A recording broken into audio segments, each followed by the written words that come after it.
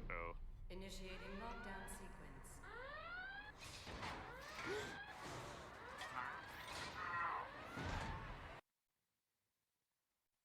Lockdown, baby. Woohoo! Number Lockdown 6. number 6.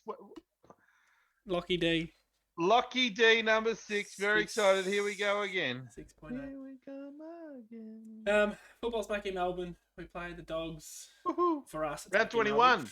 It's been back in Melbourne for a few weeks. We just haven't played there. Played the Dogs and no crowds.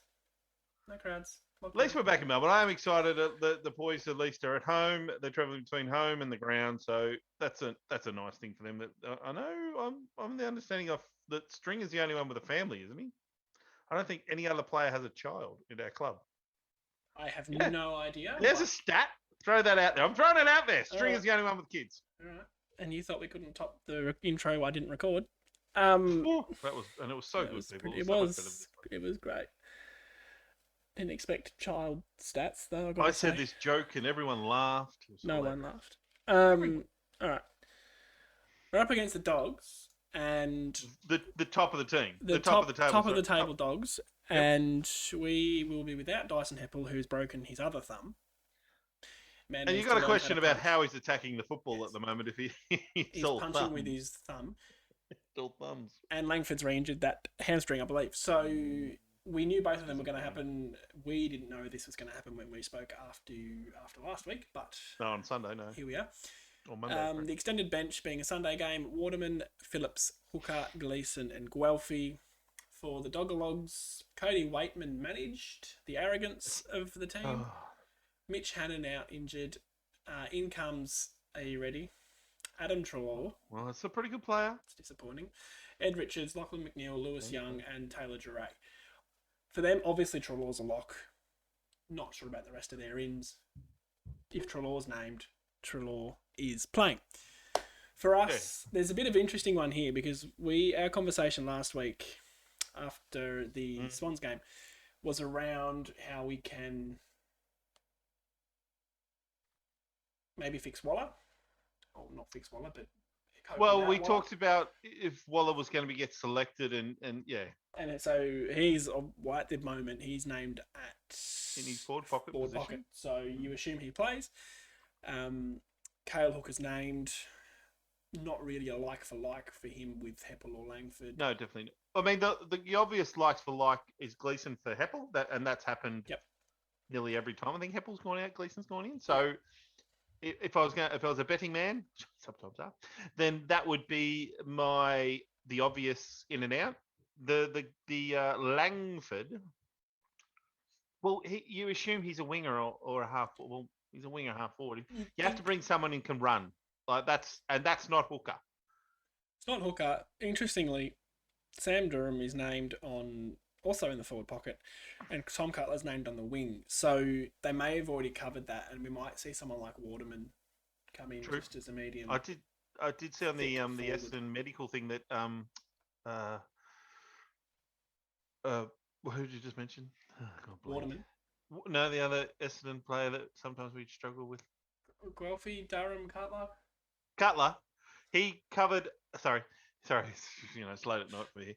He covered 1,000 meters at high speed or something like that, which the physical people were really impressed by. Like, so I took from that what he's doing is, and what a key part of his role is that he's the guy. He just uses his tank to get to contests, and you've got to have a guys like that at the club at the moment, absolutely. and that's his role, obviously, just to run. The other one I should say too on the extended bench is Ham, because Ham's not actually an in or an out because he did play as the medic sub last week. That will be interesting.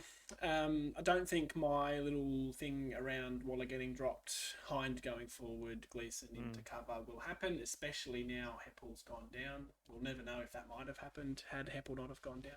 Yep. And they've named Francis on the half-back flank, so maybe Francis is the replacement for Heppel, and they're going to just... Yeah. But then, I mean, we're barely short then as a forward line. Very Stringer short. and right. Which then maybe Hooker is then... Yeah. Interesting Phillips too, rather than Brian named. Yeah, yep. Dogs I don't. mean, we're have... probably looking way too much into the yeah, ins. for extended because bench, but yeah. Dogs don't have an overly strong ruck, so it's not like they're bringing Phillips back for a Mumford or a Gorn or something like that. No, So it's just English. it's just English. Who's a pretty light Which, frame. which our boy Sammy Draper should be. Well, English Should is a do good well. ruckman. But Draper he's not should physical. match well against him. Yes. Although I do think that looking at those ins and outs, I don't think that Hooker will come in. That there's a lot of in and out. I don't It know. doesn't seem practical. If they're actually going to play Francis back, I think we probably need another tall forward. Yeah, but probably right. Maybe we'll see. 5 o'clock tomorrow. 6 o'clock tomorrow. 6 o'clock tomorrow. 5:30. Just make it 5:30. Yeah. In the middle. No, 6. Definitely 6. So I've done some research. I know. And I've actually handwritten it down, which is something. So our last, what is that? Our last 6 games against the Bulldogs, we've lost by an average of 54 points. Oh, really? We haven't beaten them since 2014. Oh my God, really? We beat them twice in the same year by 7 and 8 points. And I imagine they play pretty well at Marvel. Well, you would think so.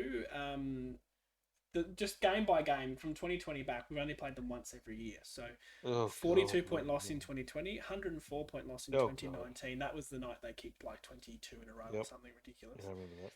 21-point loss in 2018, 30-point loss in 2017, 40-point loss in 2016, and an 87-point loss in 2015. Which I don't remember that one. It's funny. Coming into this game, I thought, oh, look, I reckon we should be... Now you've thrown all that at me, I'm like, I'm a little bit more worried. So, yeah, an average of 9-goal margin per game. Last time we played them last year, Mitch Wallace kicked 3 goals, which is an interesting one. I thought, not sure he's playing. No, if I can just drag that out a bit longer. Mitch Wallace. He's not playing. McRae, 29 touches, which was quite low. That was their leading possession getter. It's quite low. Yeah. Bont, 23 touches and no goals, which is... What did Merritt have? Respectable. You know what? Didn't look at us. Oh. Well. Thanks for that. I'm just going to finish my train of thought. You know, this is an Essendon podcast, Sam. I'm just going to go through what I was going to say, and then we'll... Sorry. Have a look at that. 2019 was a 104-point loss. So all of Toby McLean, Bailey Dale and Tory Dixon kicked 3 goals each. Dunkley had 39 touches and a goal. Lockie Hunter had 34 touches and McRae had 38 touches and a goal. Which is an ouchie. Very depressing information, Sam. Kind of margin there. For us, seeing as you asked so kindly, last year in 2020, leading possession getter, geez, there's not many there to pick from. Pidge had 24. Oh, God, really? And that was in a 42-point loss. Yes. Laverde kicked 2 goals. That's about all there is to report there. Ridley had... Sard. Merritt had 20 touches. Oh, that's horrible. The time before that, the 104-point Let's not look at that one. Let's not look at that one, Sam. Mark Bagley kicked 2 goals. Mark Bagley! The only other goal scorers on the night was McDonald Tip and Woody 1, Shield 1. That's it. Nada.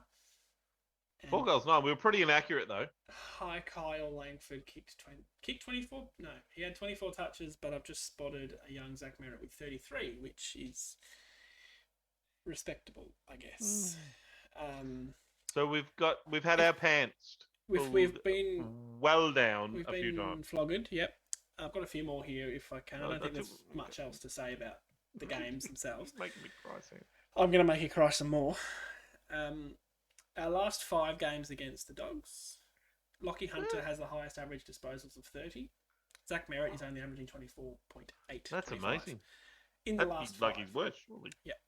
Now, this is the one that really hurts me. Oh, God. The last 5 games still, the leading goal kickers from either side, the total goals scored by any player in those last 5 games. Who do you think number 1 is? Just give the people a second to mull that over. Do you want me to guess? Yes, who do you think? Does Bontempelli kick a lot against us? Who used to kick a lot of goals for Essendon? Oh, not. Doesn't play for us anymore. Well, it was from Maryborough. No, that's obviously not. They Oh no! Oh, sorry. Now I know who you're talking about. So I thought you were going with the player that left us to them, and that's what I was trying to connect. Oh, But now no, you're no, going no, with sorry. Joe Danaher. So his Danaher, name who shall not be spoken. Yes, Danaher's kicked 10 in our last 5 games against them, right? So that's number great. 1 on that list. Now, number 2, 3, 4, 5, 6, 7, 8, and 9 are all Bulldogs players. And number 10 is Darcy Parish with 2 goals. So I'm taking from that they can't handle tall forwards. Hookers coming in. Possibly. And that takes Better us, write my kick 5. That takes us back to 2016. So that's not just the last couple of 5 games. It's 5 years of football. Could argue there's a heavy rotation of players, but to not even have another bloke in there other than Darcy Parish, That's not good. is pretty shocking. Not good at all. That's all my notes I wrote down before. They were very good notes, Sam. Before you Clap come him out. online. Make sure you put a comment in the. I really wish I'd found something to boost my hopes. Shall we stop the chat now? I reckon 11 minutes probably is a limit. We probably need to give some sort of insight into why we might win. Well, I don't think we will. I don't think we will either. Dogs are a very good, high-scoring, quick side. And what we struggle with is stoppage, kind of quick hands, and not marking the stoppage and defensive stoppage. And they're so good at that. We've been winning stoppage. It's turnover. We get scored against from turnovers. Like, we can win stoppages. We can win inside 50s like we have in most weeks in our games. Yeah. But we turn the ball over. And if you turn the ball over, the doggies, they go... Yeah, and they're going to score. Sorry, I probably didn't word that right. So if we don't win the stoppage, we have no defensive mechanism around the stoppage to deal with that. That's fair enough. So GWS especially, when they won the ball, there was no pressure on them whatsoever. And the Dogs are already so good at dealing with pressure that, they might just slaughter us. Some positives. We challenged Sydney for 4 quarters. Sydney beat them fairly comfortably at Marvel. I think I said it last week in that I like playing teams that are better than us because I think we bring a better style of football when we do that. And I just want to jump in there, Sam, to reiterate your stoppage point. They're averaging 27 a game. We're averaging 20. Clearances. Stoppage clearances, yes. So there you go. It's not an area we've been particularly bad at. Yeah, no. I just think when we don't win the ball, we are poor. Mm-hmm. Some other things that might help us, I guess. Josh Shackey's named at half-back. Now, I don't remember him being an overly brilliant footballer. I don't want to knock a guy, but he was a pretty hapless forward for a very high draft pick. So it's interesting that he's named on the back line. And I'm sure Dogs fans will know a bit more about that. He's been playing backline for a few weeks now, and there's been a little experiment they've been testing. So he's been all right, actually, to be honest. Okay. Well, but there's a chance there to exploit a guy who's not overly experienced as a defender. Agree. He does have some pretty handy players around him in Easton Wood and Bailey Dale. If I'm honest, the weakness at the Footscray Football Club, the Bulldogs. We know what Footscray is. It's fine. Yeah, sorry. It's just what I'm known Footscray. It is their backline. That is I think their midfield is Rolls Royce, especially with the addition of Trelaw. Yep. Trelaw. Why is it us? What? I'm sure it was someone last week. Remember when Shield came back? He wasn't that good first week, so he won't be good first week. Who came back last week for Sydney? He had 40 billion touches. Callum Mills came back, but he'd only been just resting. He was not injured. Yeah, fair. Yeah. And their forward line is a very high scoring. I'd love to know the numbers of their average. I imagine their average score would be probably the highest in the league. If I can do some fast maths, they have played 19 games and have 1,800 points for. That is around 95 a game. Which is pretty good. And that, I mean, they've scored 1,809. Geelong have scored 1,618. Melbourne scored 1,600. Port Adelaide have scored 1,600. So next best is actually Brisbane. What's their against? Just on that then? 1,274, which is, Geelong and Melbourne have 1,220, 1,240, and then you're going into 1,300s and 1,400s as you go down the ladder. But that's the weakness. And in weakness, I'm only saying that as a top team, that's the point that you can expose them, and that's what we'll have to try and do Well, yeah, and against it. And this is the problem is that's probably our weakness. Our forward line is our weakness, and their back line is their our weakness. chance So to exploit them. yeah, that's not good. So their forward line is concerning. Norton can take a mark. Unbelievably talented player. Yep. Josh Dunkley is named in the forward pocket. I realise he won't stay there, but he's going to be floats through there. He's going to cause some trouble. Very damaging with touches and very damaging with his impact on the scoreboard. It is why we wanted him last year. Like, that's no secret. Josh Bruce is going to be Josh a Bruce handful for someone. Has kicked 10 goals this year in a game. He's no hack. That Ugle Hagen he's quite talented. Yeah. Bailey Smith.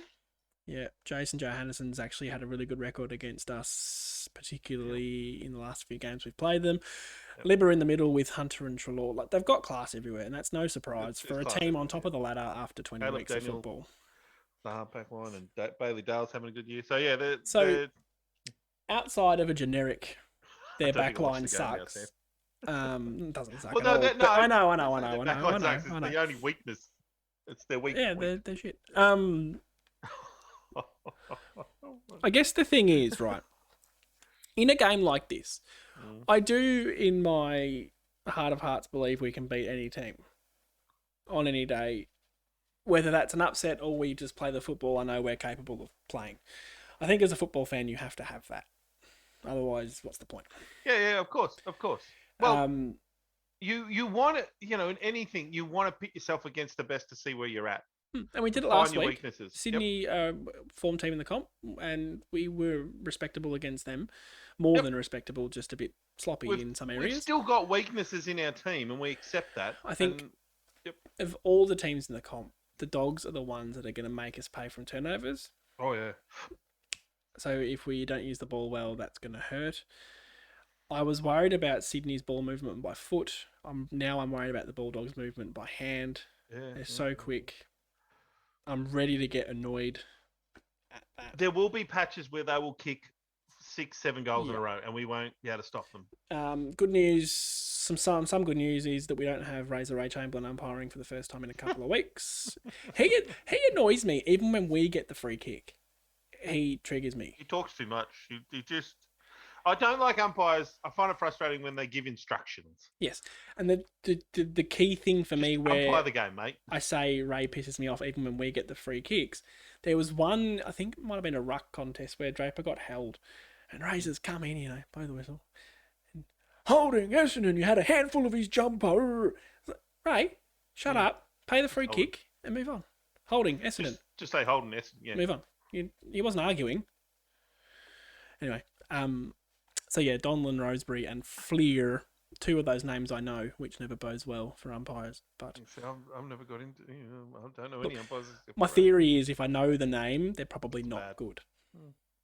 So we'll see how that goes. Yeah. What am I excited to? What do you? Oh no, I should shut up for 5 seconds. What are you excited to see from Essendon? What do you want to see from us?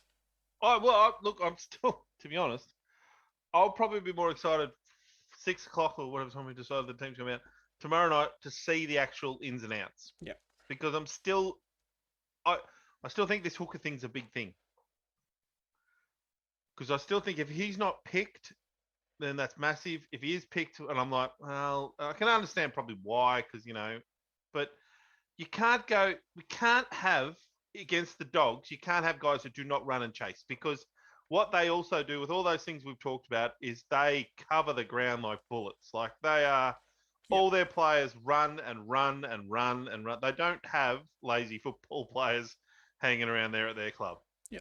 So you can't have a hooker who just wants to sort of half chase. You've got to have, I'd rather nearly see a Waterman, personally. I'd rather just go small and force the midfielders to kick it to leading players. And if that doesn't work, you go, well. Yeah. That handballing and forward handballing especially, that won them a flag in 2016. Richmond are very good of it, that have won 3 of the 4 flags since. West Coast, not so much. in that style. West Coast aren't good at anything at the moment. At the moment, they won a flag in 2018. Yeah. I think if we're going to win, we need just a few guys to have absolute blinders, which they're capable of. Stringer, maybe a 5-goal, 20-touch game. Probably need our mids to get on the scoreboard and hurt their midfielders going the other way. Yep. And it's going to be how Liberatore handle, like if Liberatore hangs off Merritt or Parrish if he goes to Parrish. Which worries me because both of those players have been susceptible to a tag over the last month. Yep.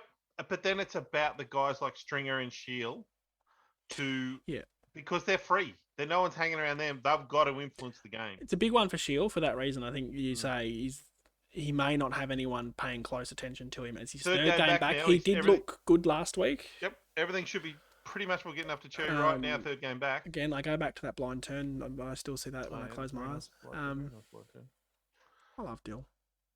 About 3 weeks ago, I was hanging shit on him. I still love the guy. Well, there's a lot to love, but we just want to find that guy that we know's in there, that player that's in there. Man. Be good to see Peter Wright. Waller, forward pressure. If we get the ball in our forward line, we can keep it there. Yeah, keep it there because we might not get the ball down there an awful lot, and when we do, it's got to stay there, and we've got to try and generate the score. I'm calling it. Peter Wright will be a threat to that team, to the Bulldogs. Yeah. Like they will struggle to have a player that matches up against him. That might be a theory there with the 2 ruckmen to try and expose that a little bit and have 2 tall forwards and maybe not play hooker. I think Brian then I would have picked Bryant, but would be a bit of a better option. But then you've got a super experienced body. That's a nice way of saying he's old. In Phillips, he's not that old. Well, he's old for a footballer. Is he? How old is he? He's like 28, 29? I would have thought he was in his 30s. Let's just fact check that. I'd put money on that. Interestingly, did you see he played VFL for Carlton last week? Yes, I did. What do you make of that? Well, that's what's happening in the VFL world at the moment. Is they're all trying to cover for each other because of the strange worlds we're living in. I have no problem. I think it's interesting. Very interesting. I understand the reasoning. On the field, we hate Carlton. Off the field, they're probably all mates. That's no surprise. Well, we know on the field they've only had 1 debutant this year, but that was another stat. We'll get to that, actually. That's a good thing. Phillips is 30, only just. So I guess we're both kind of right because it's 3rd of July. Oh, really? Thought he's 29. 30 in 1 month. So, yeah. Oh, so he's 29 now? No, 30 and 1 month. Oh, right. He turned 30 in July. I thought you said he's 30 in a month. I was like, that's 29, buddy. He's 30. We don't need to talk about Carlton. No. It's a big game for everyone. When you're playing the top team, you need a perfect team performance to be winning games of football. So, Laverde he plays, he might be sore. That's a surprise. He could be a laid out, maybe, and that's why. What's his name's been named? It could be why Francis is named on half back or fullback. Yeah, why Marty Gleason's his name. Yeah. Because, geez, I'm really surprised his name because that shoulder. He couldn't move. Busted. Yeah. He couldn't move after the game. So, yeah, it is interesting. All right, we'll move on because I think should we do our how do we think we're going to win? Well, no, I think because that always ends up. Or we're giving just the tip. Are we up to just the tip? Oh, I kind of binned off the why do we win segment because it was just repetitive. We kick more points. If we use the ball well, we kick more goal, we win. Sure. And if we lose, why do we lose? Well, because we didn't kick enough goal going forward and bad. Give me a tip, Sam. Sam, give me your tip right now. Put it right in my face. Don't. We don't need to descend into innuendo chaos. I think Dogs. I'm under no illusion we're playing the top team in the comp. I was a bit off last week. I said Sydney by 40 odd. They only won by 7, so it'll be nice this week. I said a draw. You did, which nearly happened. If we didn't play them, technically, it was a draw. Dogs by 25. Whew. How about you? Give me your tip. I'm going to go Bombers by 3. Because I'm an idiot. Yeah, you're a bit of a nuff. It is interesting because, 12 months ago, before we were even thinking about podcasts and recording ourselves being nuffs, Big box. Yeah.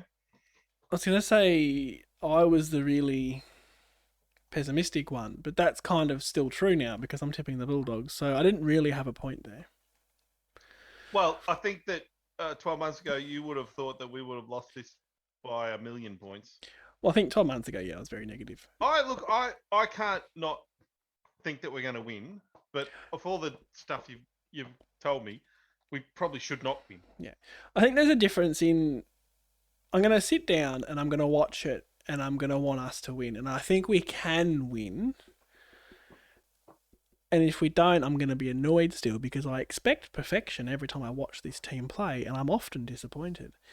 But I was just, you got to be realistic and say the Dogs are the best team. They're now playing for a spot in the top 2. And they don't want to. Yeah, they're not going to let this game slip. Yeah. From their perspective, they're looking at this going, okay, this shores up our top 2 spot. We don't drop this game. Yeah. Because I don't know, but it's probably interesting to see who they've got the weeks after. If they've got harder games coming up, because this might be their they might have. I don't know. They have us. They have Hawthorn down in Tasmania. This is as scheduled, so I mean, subject to change. But they'll still play Hawthorn. It might not be in Tassie, but yeah. And then they play Port Adelaide in Melbourne. Yeah, so they've got 2 walkovers. Well, Port could be a danger game, I guess, if they switch Port's off. not. But they've got us and Hawthorn are walkovers, and then. And they are only 2 points clear of Melbourne. So I mean, and 4 points clear of Port. So. Yeah, there you go. They want to win it more than us. Yeah, they've got more on the line. We've got a lot. We're just hoping to play good football. They're playing for a top spot. If we win it, we're back in finals contention, which I don't think any of us really want at this point. Might change my tip to them by 30 points. Why are you looking at it? You go, I'm an idiot for thinking like I do. All right. I'll change it up just a little bit. We're getting close to time. If we win, all right, say we win. Yep. And I'm going to try and not phrase this as, why do we win? But it's going to come out like that. I want to pump up Stringer. I want to. I love him. I love the way he plays the game. I love his enthusiasm. His jumper. Yeah. Yes, both of us. If we win, I'd really think it's because Stringer has a blinder. He's that kind of player for us. I think it's Stringer, but I also think it's going to be a guy like a Peter Wright or a Tippin Woody or somebody, maybe it's even Hooker, who comes out of the box and kicks 6 or 7 and the doggies can't hold him. So let's say Wright kicks 5, Stringer kicks 5, we win. If neither of those blokes kick 5... And all those guys have 30-plus touches. No pressure, boys. No pressure. If you're listening, yeah. I think Parrish and Merritt are going to struggle because... they're going to get. But they can't. This is the thing. They can't struggle. Well, they have to play. Merritt's more used to it, I guess. Parrish is pretty new at it, so I think it's okay for Das to struggle. It's not okay for Merritt to struggle. Yep. I guess for the team's sake. What I would really like to see is just a few of those little shit things I talked about last week after the Sydney game out of the game. The drop marks, the turnovers, the times Stewart absolutely shat bricks twice. Just those little things out of the game because that gives us... be beaten by a better team, but we play a better brand of football. It's not play a little bit better football and a little bit better football every week. And then pre-season, all of a sudden, we're a bit more hyped. Start of next year, we're a bit more... Well, they go in with a bit of confidence. It's games like this and the games like the Sydney game where the players will say, geez, we were playing good footy at the end of last year. Like, how many times we got towards the end of the season and we're just playing rubbish football and getting flogged by everyone? You must go into the preseason and go... 12 months ago, we were absolutely horrible. So this is an important game for us because if we can say lose it by, I don't know, a few kicks. Just be respectable, Yeah, respectable gets away from us in the last quarter and we'll talk about it after the game. The coach come out and say, we got to play our brand, but, they were just a bit too good, a bit too much polish and all that sort of stuff. You go, yeah, it's good. And then if we win the next 2 games, say, against Gold Coast and Collingwood. Gold Coast will be interesting where it's played too. It's meant to be up there. Well, you wouldn't imagine it, isn't it? Anyway, if we can play good footy, win those 2 games, not make the 8, and then, the boys are going to training thinking, well, geez, we were against the top team, the Doggies, who might go on to win the flag, we were within a few kicks of them. Sydney, who played in the stadium, they might play in a prelim or something like that. We were within a kick and a bit of them. We might go in thinking that, and that's the mental attitude you have to go in with. We've played 4 of the top 5 teams in the last 6 weeks or so. Still haven't beaten any of them, and we haven't beaten any of them. We lowered our colours a bit against Geelong. Yep. But the other games, I mean, we haven't played the Bulldogs yet. The other games, we were fine. We were respectable in those. But it's just about being respectable this year, and then next year and the years after, it's about being more than that. And there is a fine line here as well. It's a fine line between pleasure and pain. Well, yeah, basically. Between I was thinking it for you, but... honourable losses Yep. and accepting a loss. Honourable losses are what Carlton do. Good point. Don't want to be Carlton. Don't want to accept mediocrity. We've done our time at that. I like the way you got a jab in there. Nice. Always. Hi, Sard.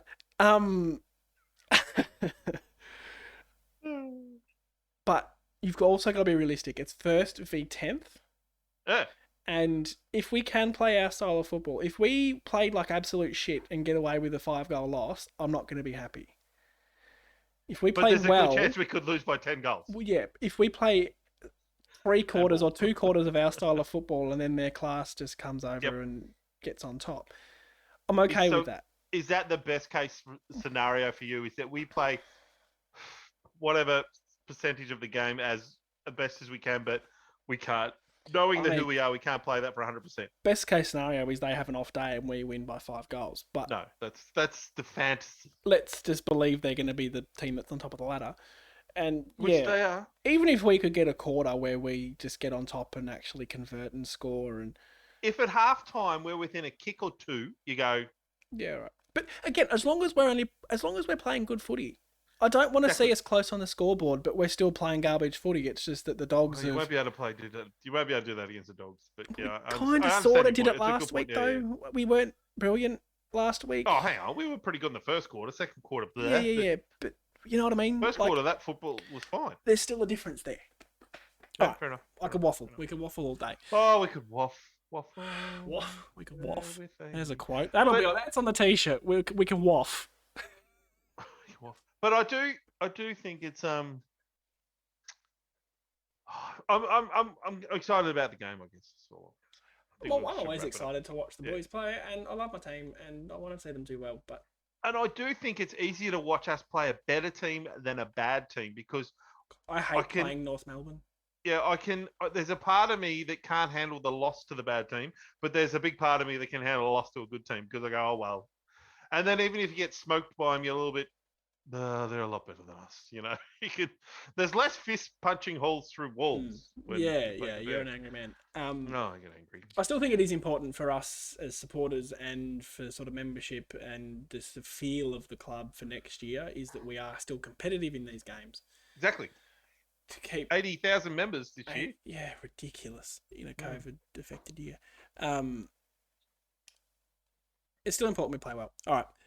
Yeah. This has dragged out to half an hour now. That's normally what we aim for. Terribly sorry, everyone. I hope you enjoy. Again, hit that subscribe. It's even a like would be nice. Hit a like. Yep. We get 2 likes normally, and that's me and Nath. I like and or subscribe. You know, most channels would ask you to do both. We'll just ask you to do one. We'll be happy to take a like, really. Share it with a mate. Get in the comments. You know, all those good things. And we'll hopefully talk to you happily on Sunday or Monday. Yep. Go Dons. Still in lockdown though. Still in lockdown. Lockdown, go Dons.